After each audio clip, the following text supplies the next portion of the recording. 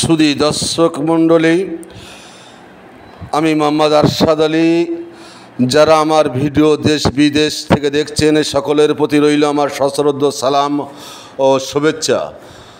আমি আজ শুরু করছি পুরুষ নির্যাতনের একটি ভিডিও। বিবাহিত পুরুষরা স্ত্রী দ্বারা শারীরিক ও মানসিক নির্যাতনের বেশি শিকার হচ্ছে, কিন্তু লোকলজ্জার নানা কারণে এইসব ঘটনা পুরুষরা প্রকাশ না করায় অধিকাংশ চাপা পড়ে যাচ্ছে।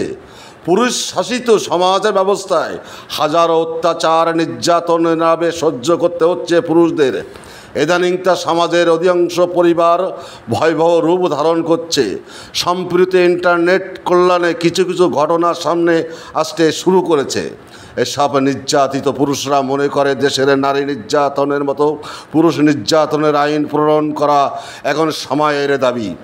দেশের শতভাগ পুরুষ মানুষ এখন পুরুষ নির্যাতন দমন আইনের পক্ষে সম্পূর্ণ একমত পোষণ করলেও লোকলজ্জা সহ আত্মসম্মানের কথা চিন্তা করেই অনেকে মুখ খুলতে পারে না।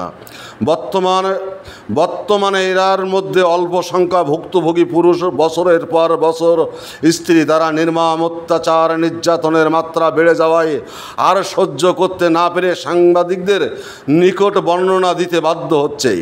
আমি বলছি সাতক্ষীরা সদর উপজেলার ফয়জল্লাপুর গ্রামের আবুল সর্দারের পুত্র হাফিজুলের কথা।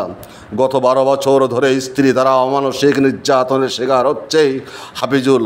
15 জুন বিডিএ প্রেস ক্লাবে এসে সাংবাদিকদের জানায়, আমার স্ত্রীকে নিয়ে আমি আর গত 1 যুগ ধরে নির্মমভাবে অত্যাচারের শিকার হচ্ছি।